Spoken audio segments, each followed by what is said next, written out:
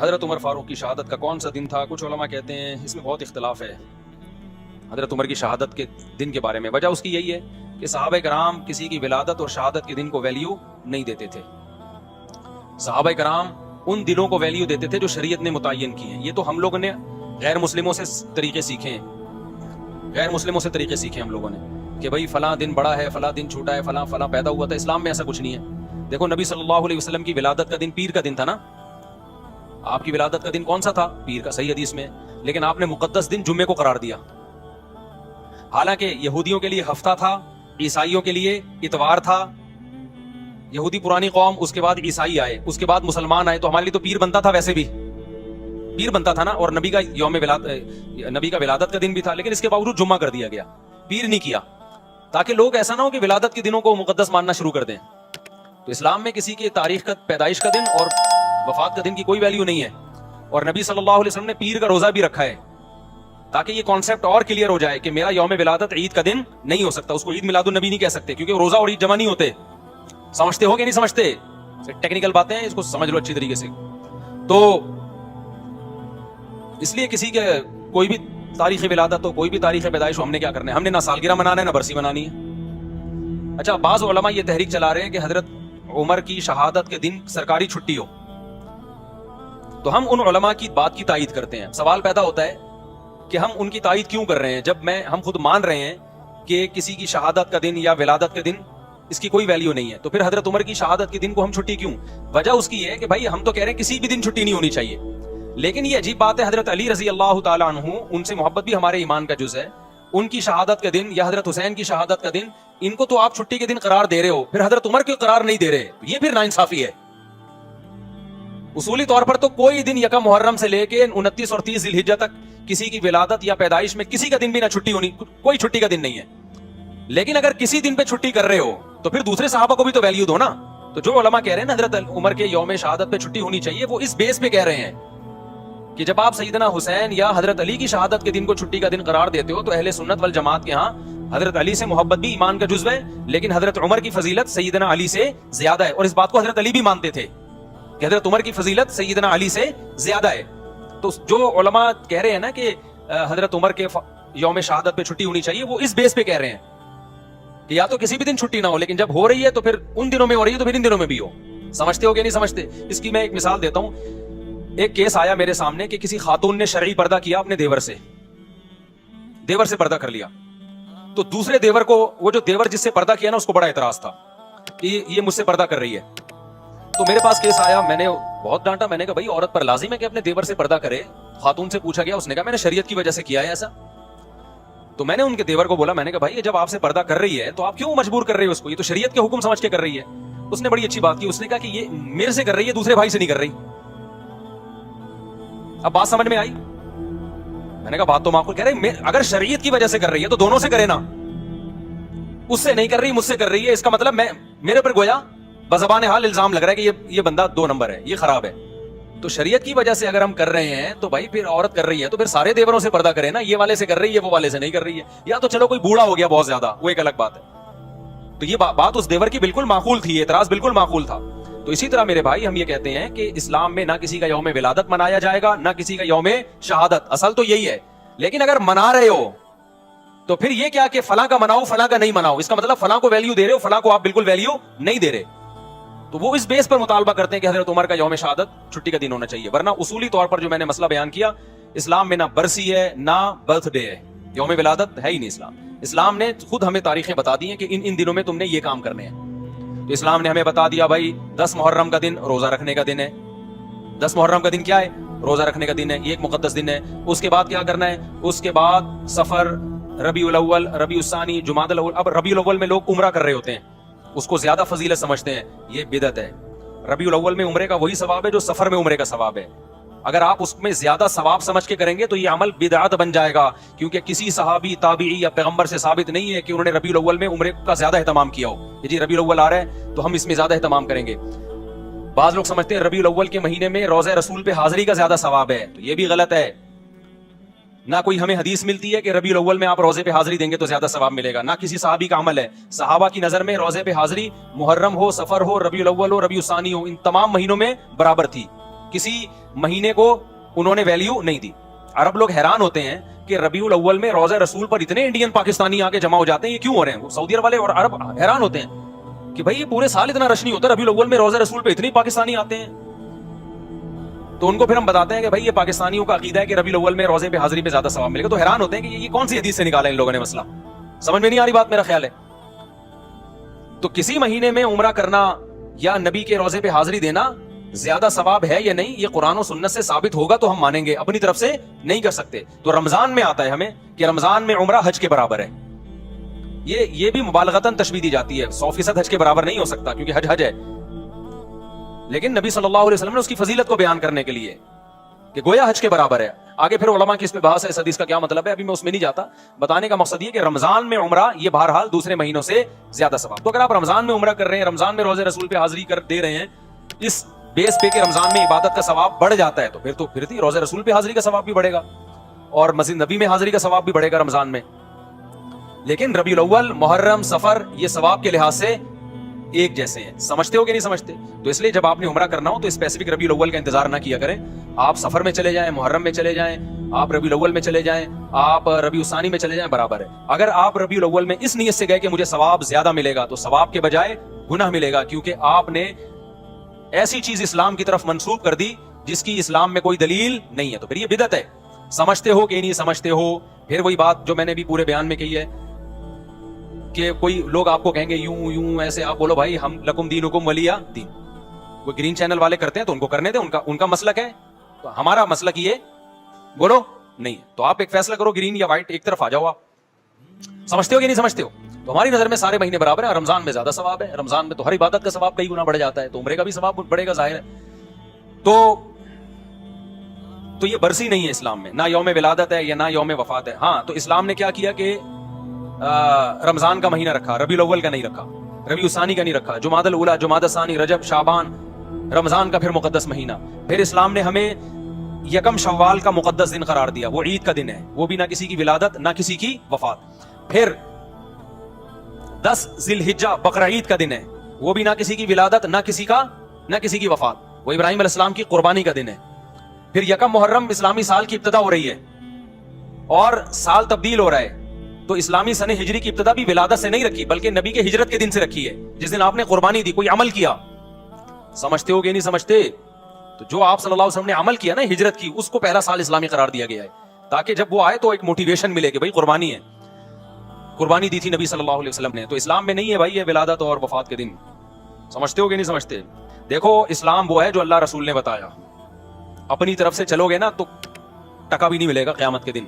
अखपल तरीके से आप अल्लाह को राजी करने की कोशिश करोगे, अल्लाह राजी नहीं होगा, अल्लाह राजी नहीं होगा। हजरत उमर कहते हैं, एक वाकया है कि एक पादरी को देखा जो रो रो के ना नालियां पड़ गई थी, सूखा हो गया था, बिल्कुल दुबला। हजरत उमर उसको देख के रो पड़े, कहा कि दुनिया में भी अपने आप को अजाब में डाला, आखिरत में भी अजाब में, क्योंकि दीन बरहक को फॉलो नहीं कर रहा, अपनी तरफ से अल्लाह को राजी करने की कोशिश कर रहा है। आपने ऐसे हिंदू देखे होंगे जिन्होंने मन्नतें मानी भी हैं, कपड़े नहीं पहनते, खाना पीना छोड़ दिया, सर मुंडाते हैं। बुद्धिस्ट को मैंने देखा है ऐसे, जिंदगी भर का अजाब, शादी नहीं करते, तो अपने आप को एक टेंशन में डाल दिया और नीयत ये कि भगवान हमसे खुश होगा। हालांकि खुदा खुश नहीं होता कि आप सर मुंडा के घूमते रहें, खाना पीना छोड़ दें और आप शादी भी ना करें। कुछ होते हैं ना, हिंदुओं में भी होते हैं, बुद्धिस्ट में भी होते हैं। एक यूट्यूब पे मैंने वीडियो देखी, एक हिंदू के जो पंडित थे उन्होंने क्रॉलिंग करके सफर किया पता नहीं कितने किलोमीटर दूर, और कहा हमने मन्नत मानी है कि पैदल नहीं जाऊंगा, क्रॉलिंग करके, वो दिल्ली में पता नहीं कौन से मंदिर में, इतना लंबा सफर। तो क्या आप समझते हो कि अल्लाह इस अमल से खुश होगा?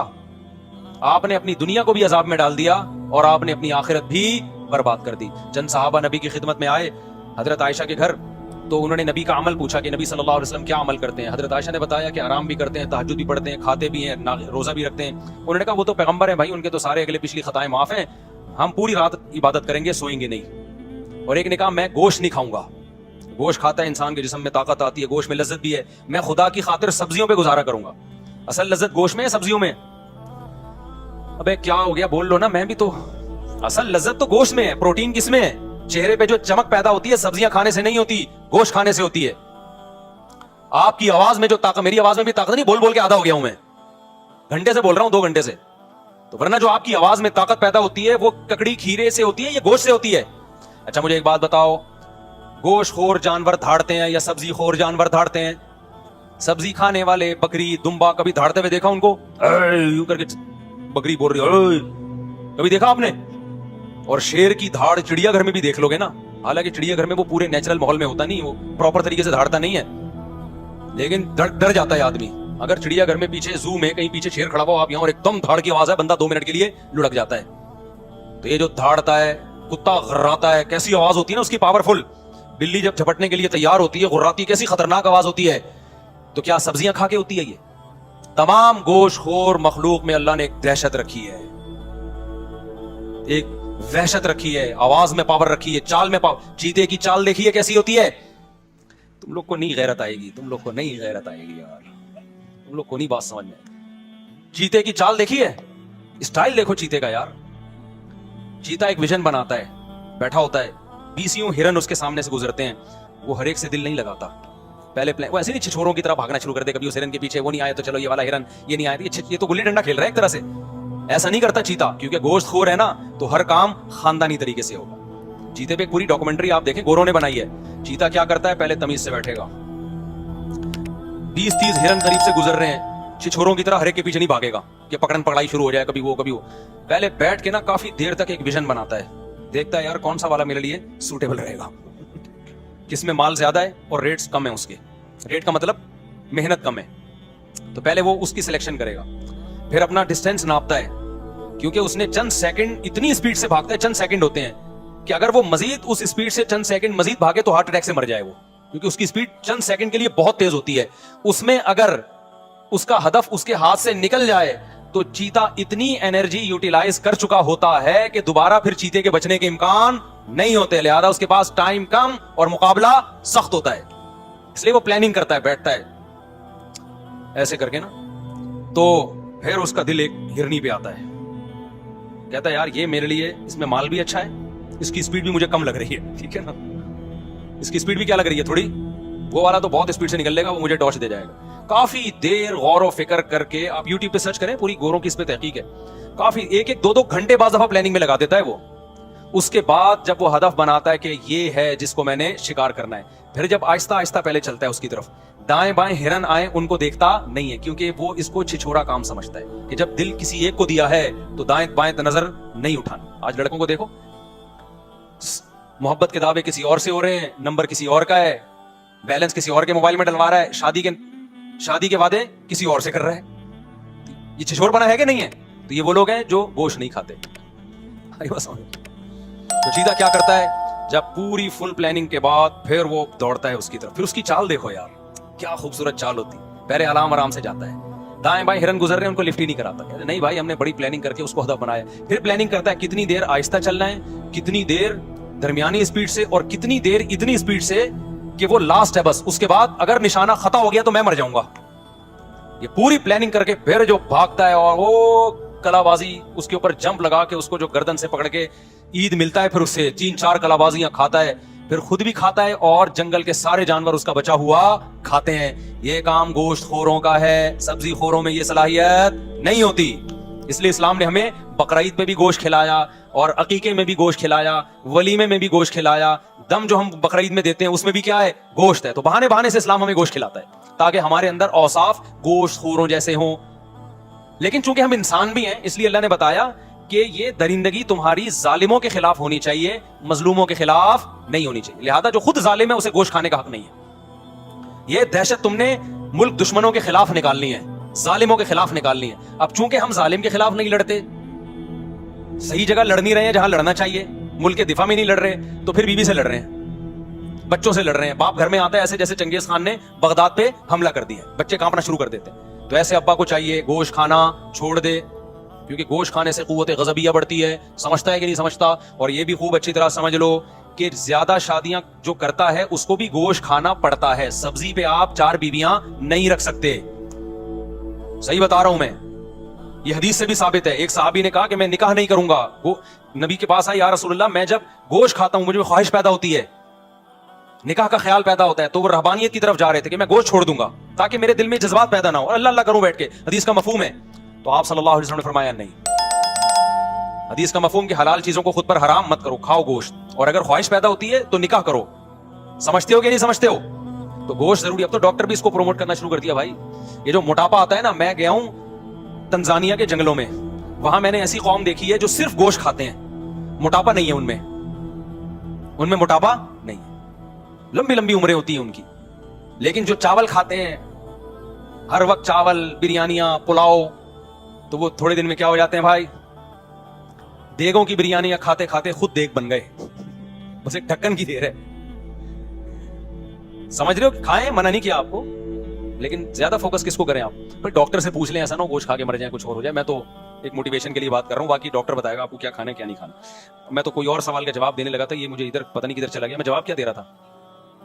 हाँ, तो मैं ये कर रहा था कि देखो, अपनी मर्जी से शरीयत पे चलोगे ना तो कितनी ही कुर्बानी दे दो, अल्लाह के हाँ वो कुर्बानी कबूल नहीं है। तो साहबी आए नबी के घर में, देखा भाई आप तो आराम भी करते हैं और नमाज भी पढ़ते हैं, खाते भी हैं, रोजे भी रखते हैं। उन्होंने कहा नहीं, हम तो, एक साहबी ने कहा मैं हमेशा रोजे रखूंगा, एक साहबी ने कहा सारी रात तहज्जुद पढ़ूंगा, एक ने कहा मैं गोश्त नहीं खाऊंगा। तो आप सल्लल्लाहु अलैहि वसल्लम को जब इत्तला मिली तो आप खुश नहीं हुए।